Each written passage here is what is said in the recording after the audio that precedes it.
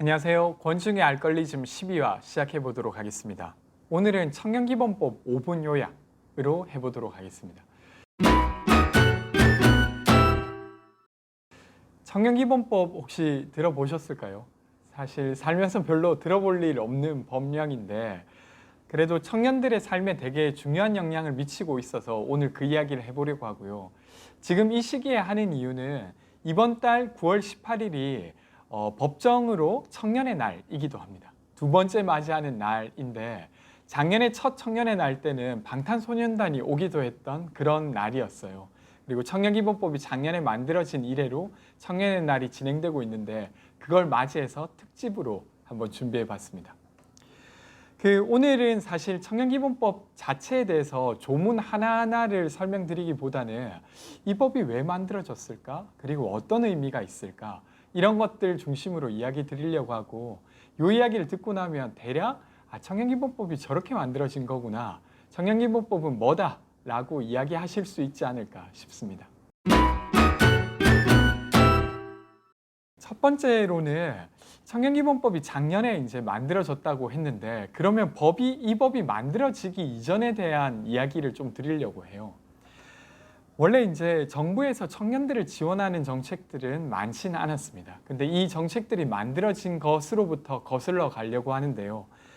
IMF, 그러니까 1997년도에 IMF를 겪고 실업이 대폭 늘었다가 다른 연령대의 시민들의 실업은 좀 다소 완화되었는데 유독 젊은 시민들의 실업은 해소가 안 되는 거예요. 그래서 2004년도에 처음으로 청년 관련한 법이 만들어집니다. 그 법령이 청년 실업해소 특별법이란 이름이었어요. 근데 당시만 해도 조금만 청년을 지원해주면 청년의 삶이 나아질 거라고 봐서 그 법을 만들 때 한 5년짜리 한시법을 만들었어요. 그러니까 5년이 지나면 저절로 없어지는 법을 만들었죠. 근데 웬걸? 청년의 삶이 그렇게 쉽게 나아지지 않았고 그것을 계속 연장해 가면서 지금도 있는 법이 되었는데 그 청년 실업해소 특별법이 2009년도에 청년 고용 촉진 특별법으로 이름을 바꾸어 지금도 이어오고 있습니다. 근데 이 법률의 이름에서 보는 것처럼 이 법이 다루고 있는 건 청년의 문제는 일자리 문제라고 보고 그래서 일자리 문제만 풀면 이 어떤 청년의 문제가 해결된다라고 생각하는 법명인 거죠. 근데 우리의 삶은 그렇진 않잖아요. 뭔가 주거 문제, 부채 문제, 뭔가 사회에 참여하지 못하는 문제 이런 것들이 일자리와 상관없이 발생하는 문제이기도 해서 이런 것들을 좀 풀어보자고 사실은 청년기본법이 만들어졌습니다. 그리고 두 번째로 이야기 드리고 싶은 건 청년기본법의 의미를 보려고 하면 이 부분을 좀 봐야 되는데요. 보통 법이 만들어지면 그 법의 1조 내지 2조를 보면 그 법이 왜 만들어졌는지가 잘 설명되어 있습니다. 이 법이 만들어진 이유를 이렇게 설명하고 있어요. 이 법은 청년이 인간으로서 가치와 존엄을 지니는 존재이고 그래서 행복한 삶을 실현하게 하기 위해 이 법이 만들어져 있다. 이런 식으로 설명하고 있거든요. 사실 생각해보면 너무 당연한 이야기잖아요. 근데 그 전에 있었던 청년기본법 이전에 유일하게 있었던 청년고용촉진특별법에 청년을 어떻게 규정하는지를 보면 1조 목적에 이렇게 나와 있어요. 청년 미취업자에 대한 지원 등을 통해 청년 고용을 촉진하고 지속적인 경제발전과 사회 안정에 이바지함을 이 법을 만드는 목적으로 한다. 이렇게 하고 있습니다. 그럼 이 법을 근거로 보면 이런 것이죠. 청년을 지원하는 이유는 이 사회의 지속가능한 경제발전과 안정을 위해서 지원하는 대상으로서 청년을 바라보고 있다는 생각이 들죠.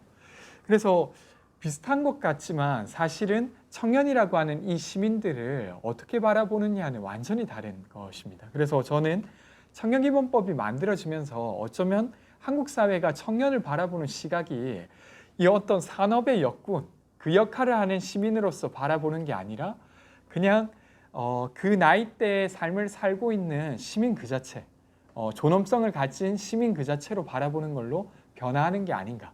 이 부분이 아주 중요하다라는 생각이 듭니다. 그리고 이걸 만든 게 청년기본법에 잘 명기되어 있다.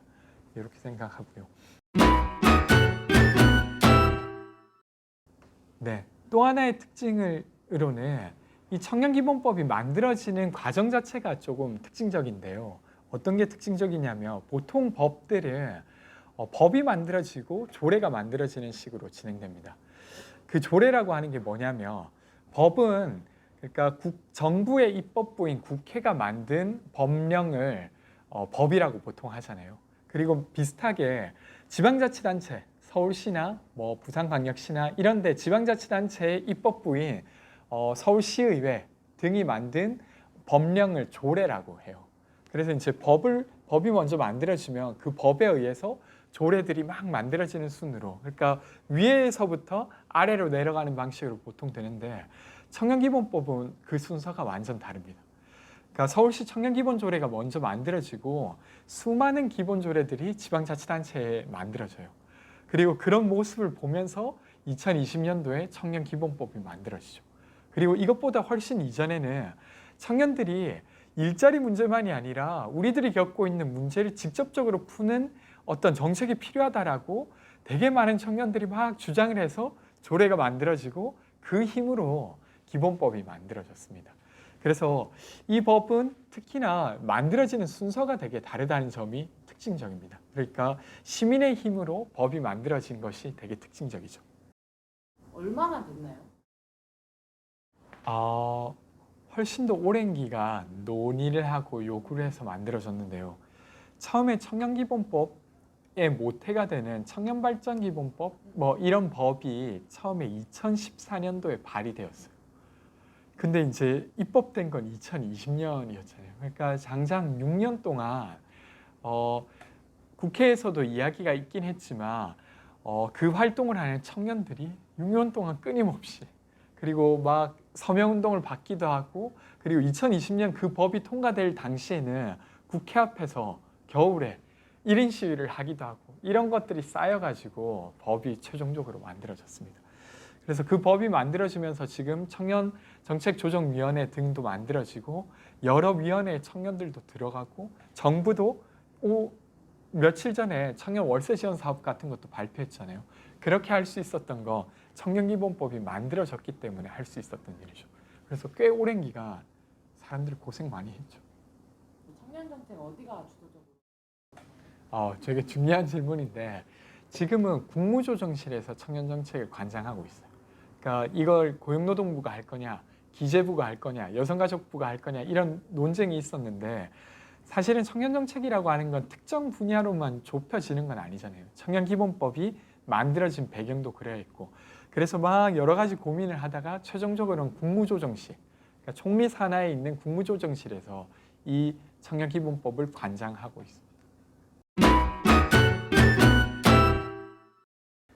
이제 마무리하면서 이야기 드리고 싶은 건 사실 청년의 시기라고 하는 게 그냥 단순히 몸 건강하다고 사회에 안착하기가 쉬운 사회만은 아니잖아요. 그래서 대개의 경우에는 부모님의 도움을 받는다든가 그럼 부모님의 도움을 받지 않는 경우에는 사실은 쉽사리 사회에 자리를 잡기가 쉽지 않은 사회인 것 같아요. 그래서 저는 청년들을 국가가 지원할 필요가 있다고 생각하는데 근데 이제 청년정책이라고 하는 게 단순히 19세에서 34세 사이에 사람들만 좋아지는 것이 아니라 저는 청년들의 주거 문제를 푼다고 하는 게 그 과정에서 한국에 살아가고 있는 많은 세입자의 삶이 함께 나아지면 어떨까? 청년들의 노동 문제를 푼다고 하는 게 단순히 청년의 노동 문제만 풀리는 게 아니라 비정형 노동을 하고 있는 수많은 노동자들의 삶이 또 나아지게 하면 어떨까 이런 생각을 해요. 왜냐하면 청년이라고 하는 건 사실은 사회에 진입하지 못한 채로 사회에 진입하려고 하는 사람들의 다른 이름이기도 하잖아요. 그래서 그런 맥락으로 청년정책이 앞으로도 나아지면 어떨까 싶습니다. 그건 이제 앞으로 청년정책을 만들어갈 사람들의 목 그리고 청년정책을 바라보는 시민들의 시각이 결과적으로 이제 청년정책을 어디로 이끌 거냐의 문제인 것 같은데 저는 이것이 단순히 청년의 삶만 나아지는 게 아니라 훨씬 더 많은 사람들의 권리를 나아지게 할 수 있다고 생각하고 그렇게 해갔으면 좋겠다는 말씀을 드리면서 오늘 마치도록 하겠습니다. 네, 구독과 좋아요 눌러주시면 더 오랫동안 열심히 하도록 할게요. 오늘 이만 마치도록 하겠습니다. 고맙습니다.